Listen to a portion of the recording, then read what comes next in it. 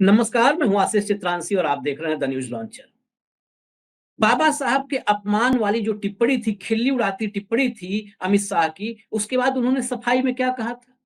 कहा था कि हम कभी भी बाबा साहब के बारे में कुछ गलत बोलने के बारे में सोच भी नहीं सकते हैं। प्रेस कॉन्फ्रेंस में यही कहा था। उसके बाद से मैं लगातार पड़ताल कर रहा था कि बाबा साहब को लेकर के कैसे विचार रहे हैं अतीत में इस गुजराती जोड़ी के। मोदी और शाह के विचार कैसे रहे हैं, दलितों को लेकर के कैसे विचार रहे हैं और बाबा साहब को लेकर के कैसे विचार रहे हैं। तो दो खबरें ऐसी हैं जो आज आपको बताना बहुत जरूरी, क्योंकि झूठ से ढकने की कोशिश तो होगी, लेकिन दो खबर। पहला कि बाबा साहब कोई क्रांतिकारी नहीं थे और दलित मंदबुद्धि बच्चों जैसे हैं। मंदबुद्धि बच्चों जैसे दलित। बाबा साहब यानी भीमराव अंबेडकर कोई क्रांतिकारी नहीं थे। दूसरी, 8 साल बाद दलित को मिटाने की कोशिश, और इन दोनों जगह पर जो मुख्य किरदार था वो नॉन बायोलॉजिकल प्रधानमंत्री नरेंद्र मोदी का था। वही दोनों जगह पर लीड रोल में थे। अब मैं पूरा आपको बताता हूं आज तथ्यों के साथ, और जो उस समय छपा लिखा गया सब आपको दिखाऊंगा। सबसे पहले आप दैनिक भास्कर की एक कटिंग देखिए। ये कटिंग कंट्रोल रूम जरा दिखाइए। ये देखिए आप, ये दैनिक भास्कर भोपाल संस्करण 27/4/2010, 27 अप्रैल 2010 का है, जिसमें लिखा है नरेंद्र मोदी ने दलितों को बताया मंदबुद्धि, कांग्रेस ने सदन सिर पर उठाया, नीचे क्रांतिकारी नहीं थे अंबेडकर। ये गौर से देखिएगा। जब ये कटिंग अखबार की 2010 की भास्कर की हमारे हाथ लगी, दैनिक भास्कर की, तो मैंने फिर इस पे और रिसर्च करना शुरू किया। रिसर्च किया तो पता चला कि नवभारत ने भी, नवभारत टाइम्स ने भी उस समय छापा था। ऑनलाइन मुझे वो मिला, उसका भी स्क्रीनशॉट देखिए। ऑनलाइन जो मिला, मोदी ने दलितों को मंदबुद्धि बच्चों जैसा बताया। आगे हालांकि क्वेश्चन मार्क और एक्सक्लेमेटरी लगे हुए हैं, क्योंकि शायद उस समय कोई ऑडियो रिकॉर्डिंग नहीं हुई थी, क्योंकि ऐसा कोई प्रमाण आगे मिला नहीं। लेकिन हुआ क्या था, जो पूरी खबर छपी उस खबर के मुताबिक 26 अप्रैल को सामाजिक समरसता पर एक किताब रिलीज होनी थी, और उस मौके पर गुजरात के तत्कालीन मुख्यमंत्री नरेंद्र मोदी मौजूद थे। वहां पर नरेंद्र मोदी ने कहा कि भीमराव अंबेडकर कोई क्रांतिकारी नहीं थे। मैं एक बार भास्कर वाली कटिंग कहूंगा दिखा दिया जाए फिर से। उसमें जो लिखा है उसको खुद ही आप देखिए। उसमें लिखा है कि भीमराव अंबेडकर कोई क्रांतिकारी नहीं थे और दलित मंदबुद्धि हैं। देखिए उसमें पूरी खबर में पढ़ देता हूं, आप सामने स्क्रीन पर पढ़िए। लिखा है, दलितों की तुलना मानसिक रूप से विकलांग बच्चों की से करने की गुजरात के मुख्यमंत्री नरेंद्र मोदी की कथित टिप्पणी से नाराज कांग्रेस सांसदों ने शुक्रवार को राज्यसभा की कार्रवाई ठप करवा दी। ऐसा हुआ कि प्रवीण राष्ट्रपाल, उस समय जो राज्यसभा में कांग्रेस के सांसद थे, वो, अब हटा दीजिए इसको, मैं कहानी बता देता हूं जुबानी। वो शून्यकाल में इस मामले को उठाने पर अड़ गए। लेकिन उस वक्त जो राज्यसभा में उपसभापति थे, आज का दौर नहीं था कि हरबंस और धनखड़ जैसे लोग हों, के रहमान खान थे, उपसभापति थे, जहां पर आज हरिवंश बैठे हुए हैं। के रहमान खान ने मोदी के इस बयान पर, जो प्रवीण राष्ट्रपाल कांग्रेस के राज्यसभा सांसद थे, वो चर्चा चाहते थे, लेकिन के रहमान खान ने शून्यकाल में इस पर चर्चा करने की अनुमति नहीं दी।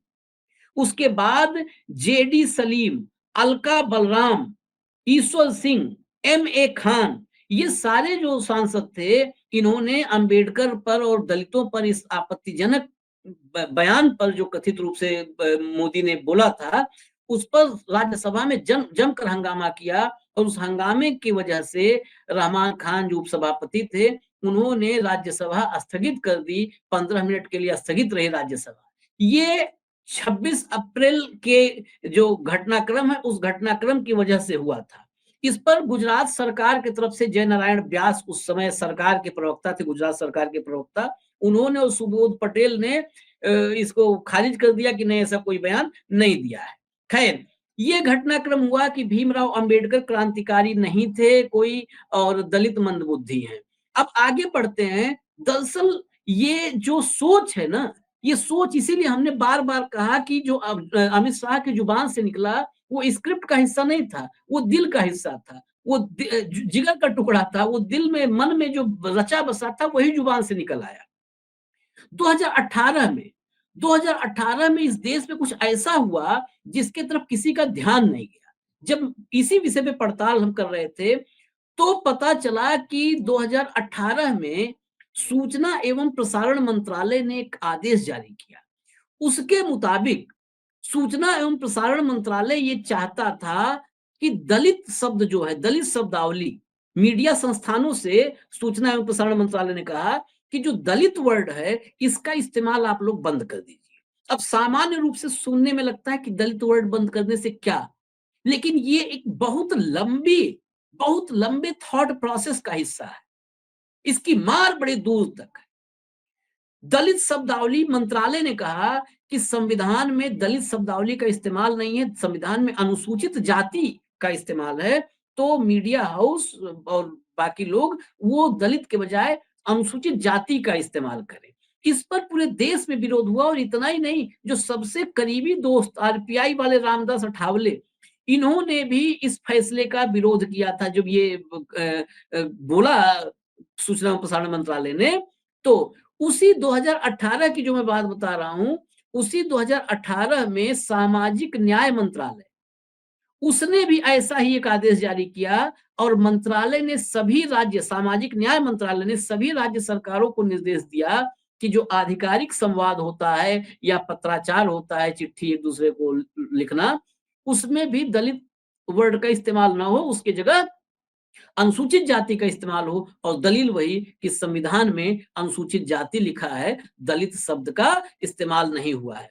रामदास अठावले इस पर बड़े नाराज हुए, और अठावले ने इस पे जो अपना पक्ष रखा, उन्होंने कहा कि ये दलित वर्ड दलित पैंथर्स आंदोलन जो महाराष्ट्र में हुआ था, उससे जुड़ा हुआ है, और इसी वजह से दलित शब्दावली लोकप्रिय हुई है।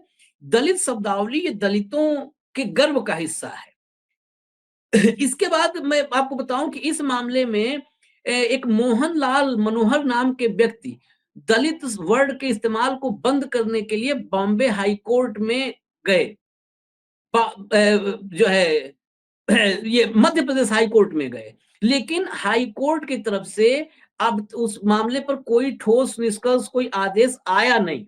अब देखिए, कभी भी देखिए, इस दौर में भी मस्जिदों में मंदिर तलाशने के लिए कहाँ जाते हैं? एकाएक आपको अननोन नाम सुनाई देगा, फलाने आदमी है, वो गए, फलाना एनजीओ चला गया मंदिर, मस्जिद में मंदिर तलाशने। ये सब उसी थॉट प्रोसेस का हिस्सा है जो बीजेपी या मोदी और शाह की स्टाइल है, या संघ की स्टाइल। ये ऐसे ऐसे अननोन किरदार आते हैं स्क्रिप्ट में, वैसे ही। तो ये हाई कोर्ट भी गए कि दलित शब्द का इस्तेमाल किया जाए। अब इनका क्या कनेक्शन था मोहनलाल मनोहर का, ये हमारे पास अभी नहीं उपलब्ध है जानकारी। लेकिन इस दलित शब्द के रहने न रहने में फर्क क्या है, ये समझना होगा। दलित शब्द में यूजीसी में एक कहूंगा कि वो बीबीसी ने इस विषय पर एक बड़ी पड़ताल की उस दौर में 2018 में, और उसी पड़ताल को मैं आपको दिखाऊंगा शब्दशः कि मेरे शब्द नहीं है, जो थे, जो पड़ताल में जो आया वो प्ले करिए जरा। ये देखिए, ये बीबीसी ने जो किया रिसर्च, उसमें बकायदे लिखा है कि यूजीसी के पूर्व चेयरमैन ने सुखदेव थोराट, जो पूर्व चेयरमैन थे यूजीसी के, उन्होंने इंडियन एक्सप्रेस से कहा था कि मराठी में दलित का मतलब शोषित और अछूत से है। ये एक व्यापक शब्दावली है जिसमें वर्ग और जाति दोनों समाहित हैं। दलित शब्द का इस्तेमाल कहीं से भी अपमानजनक नहीं है। ये शब्दावली चलन में 1960 और 70 के दशक में आई। इसे साहित्य और दलित पैंथर्स आंदोलन ने आगे बढ़ाया, जिस दलित पैंथर्स आंदोलन का जिक्र अठावले ने किया था। जाने माने दलित चिंतक कांचा इलैया, ये सूचना और प्रसारण मंत्रालय के आदेश पर, इनको बड़ा उस समय संदेह हुआ और बड़ा क्लियर किया इन्होंने। इन्होंने कहा कि दलित का मतलब ही होता है उत्पीड़ित। दलित का मतलब उत्पीड़ित होता है, जिन्हें दबा कर रखा गया है या जिन पर जुल्म ढाया गया है, वो दलित है। इसकी एक सामाजिक पृष्ठभूमि है जो दलित शब्दावली में झलकती है। इलैया साहब से बीबीसी ने जो बात की थी, उसमें जो इलैया साहब ने कहा कि दलित शब्दावली से हमें पता चलता है कि इस देश की बड़ी आबादी के हक को मार कर रखा गया है और उन पर जुल्म ढाए गए हैं, ये आज भी अछूत हैं। दलित शब्द की जगह आप अनुसूचित जाति को लाते हैं तो ये केवल संवैधानिक स्थिति बताता है, सामाजिक और ऐतिहासिक संदर्भ को चालाकी से गोल कर दिया जाता है। मतलब समझिए कि दलित शब्द एक चेतना होती है, हम लोग बार बार इस्तेमाल करते हैं हमारे कार्यक्रम में, आपने सुना होगा दलित चेतना। दलित चेतना मतलब क्या? उस वर्ग की चेतना। ये दलित शब्द बताता है कि ये सदियों से शोषित रहे हैं, वंचित रहे हैं, पीड़ित रहे हैं, उनकी चेतना की बात होती है। जब आप दलित शब्द हटा देंगे तो धीरे धीरे वो चेतना शून्य हो जाएगी, ये समाज में गोल हो जाएगा कि इनके साथ सामाजिक, आर्थिक, राजनीतिक हर स्तर पर कितनी नाइंसाफी हुई है।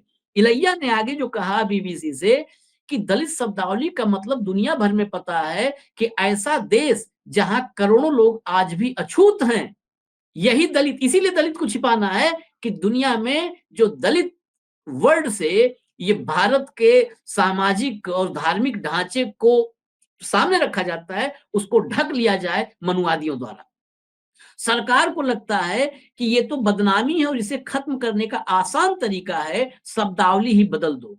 दलित ब्राह्मणवाद के विरोध की एक शब्दावली है और संघ ब्राह्मणवाद का एक प्रतीक है, वहां पर ब्राह्मण ही बनता है संघ प्रमुख। राजेंद्र सिंह रज्जू भैया को छोड़ करके सभी ब्राह्मण बने। तो देखिए उन्होंने जो इशारा किया, मैं उसी को एलिब्रेट कर रहा था। इलैया ने कहा कि दलित ब्राह्मणवाद के विरोध की एक शब्दावली है, यह एक बड़ा मुद्दा है, इसका सामाजिक संदर्भ भी बहुत मजबूत है और शोषित तबकों को लामबंद करने का आधार है ये। दलित वर्ड से ही, जैसे हमने कहा दलित चेतना, जब इस चेतना की बात होती है तो एक समुदाय पूरा जो शोषित है, पीड़ित है, वंचित है, जिसके साथ, जिसको अछूत बना के रखा गया, जिसके गले में मटका टांगा रख गया, जिसको पानी कुएं से निकालने से मना किया गया और निकाल लिया तो कोड़े मारे गए, उसको लामबंद करने का आधार है। यह पहचान मिटाने की कोशिश है और साथ ही अंतरराष्ट्रीय संवाद में इस बड़े मुद्दे पर गुमराह करने जैसा है। हम लोग इसका विरोध करेंगे। इस सरकार में टर्म और शब्द बदलने का चलन बढ़ा है, हालांकि वो नाम बदलना, दुकान बदलना, वो सब तो चल ही रहा है, लेकिन ये है दलितों के प्रति मोदी के विचारों की सच्चाई। इलैया ने आगे कहा कि अगर हम किसी को दलित कहते हैं तो उसकी पहचान और सामाजिक हैसियत को इंगित करते हैं। ये बिल्कुल साफ है। दलित जैसे ही शब्द जहन में आता है, ये किसी को भी कहीं से अपमानजनक नहीं, ये तुरंत स्टेब्लिश हो जाता है कि ये पीढ़ियों से सताया गया व्यक्ति है, पीढ़ियों से अछूत रखा गया व्यक्ति है, सामाजिक, आर्थिक, राजनैतिक पायदान पर, सीढ़ियों पर चढ़ने से रोका गया व्यक्ति है। यही दलित शब्द इंगित करता है। अनुसूचित जाति जो शब्द है, ये तो सिर्फ एक संवैधानिक वर्ड है जिससे उसकी स्थिति का नहीं आभास होता है, कहीं से भी स्थिति का आभास नहीं होता है। तो इसीलिए उन्होंने, इलैया ने कहा कि अनुसूचित जाति का मतलब तो एक संवैधानिक स्टेटस हुआ, इसमें पहचान गायब हो गई, उसकी पहचान गायब हो गई। दलित कहने में कुछ भी अपमानजनक नहीं है। सरकार इनकी सामाजिक पहचान को ऐसे नहीं मिटा सकती है, मुख्य धारा में शामिल करने का ये ढोंग नहीं चलेगा। इस पर जेएनयू के सोशल साइंस के प्रोफेसर बद्री नारायण ने भी इस पर टिप्पणी दी थी कि इससे बहुत राजनीतिक फायदा नहीं होने वाला, अब हटा दीजिए इसको। अब इसमें आपने देखा होगा कि समरसता ऊपर भी एक वर्ड आया था, जब जब जो है कहा कि दलित मंदबुद्धि बच्चों जैसे हैं, अंबेडकर कोई क्रांतिकारी नहीं थे, उसमें भी क्या कार्यक्रम था, सामाजिक समरसता पर किताब रिलीज करनी थी। अब मैं आखिर में एक विषय पर और आऊंगा, समरसता। संघ और भाजपा कई बार, अब तो इस दौर में तो सरकार में अगर आना है, दिल्ली में राज करना है या किसी सूबे में राज करना है, तो अंबेडकर के चरणों में झुके बगैर, माथा टेके बगैर सरकार नहीं बना सकते आप। और खासकर अगर अकेले दम पर सत्ता में आना है। इसके पहले जब जब सत्ता में आए तो गठबंधन सरकारों में आते थे, स्टेपनी के साथ आते थे। तो सत्ता में आने के लिए अंबेडकर पर पुष्प, अंबेडकर पर माला पहनाना, अंबेडकर को, बाबा साहब को, ये सब लगातार जारी है। संघ से लेके भाजपा तक ये लगातार, चाहे गोदी मीडिया हो, चाहे पब्लिक फोरम हो, हर जगह एक चीज कहते हैं कि अंबेडकर जी और संघ, ये दोनों एक ही चीज चाहते थे, दोनों के विचार एक हैं। वो कहां से शुरू करते हैं? वो कहते हैं अंबेडकर समता की बात करते थे और संघ समरसता की बात करता है। जो भी विचारक हैं संघ वाले, संघी पृष्ठभूमि वाले, वो सब समता और समरसता इसके झोल में उलझाने की कोशिश करते हैं। अब समता और समरसता कहते हैं, संघ कहता है कि समरसता चाहिए, अंबेडकर कहते थे समता चाहिए, बात एक ही हुई। बात में बहुत बड़ा अंतर है। इस बात में, इन दोनों के फर्क के बीच में शोषण का, भावी शोषण का पूरा फॉर्मूला छिपा हुआ है। दरअसल समता का मतलब होता है समानता, दैट मीन्स इक्वलिटी, अंग्रेजी में अगर बोले तो इक्वलिटी। संविधान में समानता की बात है, समरसता की नहीं कोट किया गया है कि ये अनुच्छेद समरसता के लिए है, समानता के लिए। समानता का मतलब होता है कि धार्मिक, सामाजिक, आर्थिक और राजनैतिक, इन तीनों स्तरों पर समानता हो, एक बराबर इक्वलिटी हो, सबको समान हक हो। हक की बात है यहाँ, समता में हक है, बराबर हक, बराबर हक, वो समता है, वो इक्वलिटी है। संघ समता की बात नहीं करता, संघ करता है समरसता की बात, जिसको सामान्य तौर पर सद्भाव भी बोलते और लिखते हैं। समरसता, समरसता का मतलब कि समाज में लेयर वैसे ही रहेंगे, ब्राह्मण ब्राह्मण रहेगा, ठाकुर ठाकुर रहेगा, वैश्य वैश्य रहेगा, शूद्र शूद्र रहेगा, लेकिन अपने सामाजिक स्तर को स्वीकार करते हुए, उस सामाजिक स्तर को कबूल करते हुए, उसी में खुश रहो, ताली बजाओ कि नहीं जो है अच्छा ही है, ऊपर वाले का दिया जो है अच्छा है। मतलब अपने जो अपने सम्मान, अपने सम्मान और अपने गौरव के साथ समझौता करके आप जातीय पदानुक्रम में रहते हुए, इस वर्ण व्यवस्था में रहते हुए, इस शोषण की व्यवस्था में रहते हुए समरसता बनाए रखिए, सद्भाव बनाए रखिए। किसी ने गाली दिया, अच्छा है, बड़ा अच्छा, आप गाली भी देते हो तो गाली भी आशीर्वाद जैसा ही, ये भाव है। समरसता और समानता, जो समरसता है, समरसता, रियल समरसता कब आती है? सद्भाव कब आता है? असली वाला सद्भाव आप अपने रियल लाइफ में देखिएगा, जब आपके ही लेवल के सब लोग रहते हैं ना, तो सद्भाव समरसता आता है। आपके ही सर्किल में कोई बहुत बड़ा आदमी हो, कोई बड़ा ताकतवर आदमी हो, तो समरसता कभी नहीं आएगा। कभी भी स्कूल टाइम से लेकर कभी का याद कीजिए, आपके फ्रेंड सर्किल में एक थोड़ा सा ताकतवर हो, थोड़ा गुंडे टाइप का की छवि हो, कोई ऐसा लड़का हो, देखिए वो हमेशा कहेगा, अरे जरा पानी बोतल उठाओ, पानी देना जरा, फट से आदमी पानी देता है। वो समरसता नहीं होता है, वो भीतर का एक भय होता है। असली समरसता और सद्भाव तभी आ सकता है जब समानता का सिद्धांत लागू। तो समानता के बगैर समरसता संभव नहीं है, संभव ही नहीं है। और संघ समानता की न बात करके समरसता की बात करता है कि समझौता कर लो, चुपचाप मुस्कुराते रहो, मुस्कुरा नहीं सकते हो तो मुस्कुराने का ढोंग करो, ये समरसता। वो अंबेडकर के समता पर नहीं यकीन कर। अब इसके आगे एक बात और चर्चा में बताना जरूरी है। कई किताबें लिखी गई हैं, मैं उस डिटेल में उस पर वीडियो बनाऊंगा। कई किताबें लिखी गई जिसमें कहा गया कि 1939 में संघ की एक शाखा में पुणे में अंबेडकर गए थे। ये विषय अंबेडकर, गांधी और नेहरू के त्रिकोण पर मैं बनाऊंगा, उसमें बताऊंगा, लेकिन शॉर्ट में बताऊं, एक विद्वान है जिन्होंने अंबेडकर की का पूरा लेखन पढ़ा है, पूरे लेखन का अध्ययन किया है। उन्होंने इस बात का पूरी तरह से खंडन कर दिया कि अंबेडकर कभी भी संघ की किसी शाखा में गए। हालांकि गांधी जी अपने जीवन काल में एक बार गए हैं, अंबेडकर कभी नहीं गए। ये पूरे उनके लेखन को पढ़े हुए व्यक्ति का बयान है। खैर, अब आप समझिए मैंने जो तथ्य थे वो रख दिए। मुझे इजाज़त दीजिए, न्यूज़ लॉन्चर आप देखते रहिए। नमस्कार।